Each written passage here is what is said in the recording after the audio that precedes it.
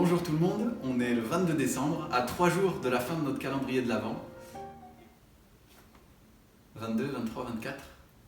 On est à 3 jours de la fin. Bah toi t'es le troisième, il reste 2 jours après.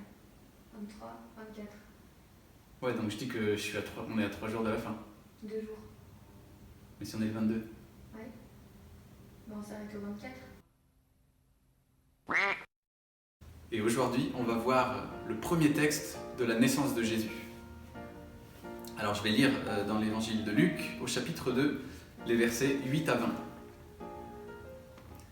Il y avait dans la même région des bergers qui passaient la nuit dans les champs pour y garder leurs troupeaux.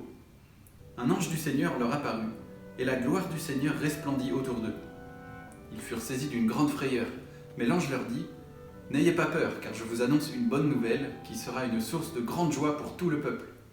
Aujourd'hui, dans la ville de David, il vous est né un sauveur qui est le Messie, le Seigneur. Voici à quel signe vous le reconnaîtrez. Vous trouverez un nouveau-né enveloppé de l'ange et couché dans une mangeoire. » Et tout à coup, une foule d'anges de l'armée céleste se joignit à l'ange.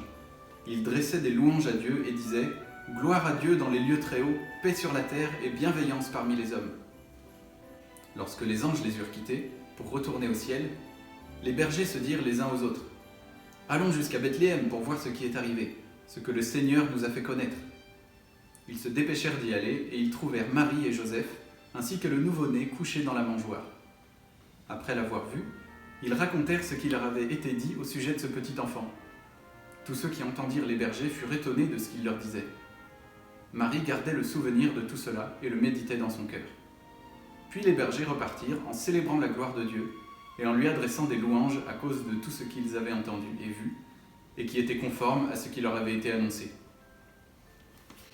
Donc voilà le premier récit de la naissance de Jésus. Et on voit que c'est à des bergers qu'a été annoncée cette naissance. Donc peut-être pas les gens les plus estimés dans la société de l'époque. Et en plus, c'est des gens qui gardent des agneaux. Et cette image de Jésus comme agneau, on va la retrouver un peu plus tard. Et ça va faire écho à l'histoire de Pâques qu'on avait vue, où un agneau meurt pour sauver le peuple. Je vous donne rendez-vous demain pour la suite. N'oubliez pas de liker et commenter la vidéo pour participer au tirage au sort et peut-être recevoir un cadeau. À demain!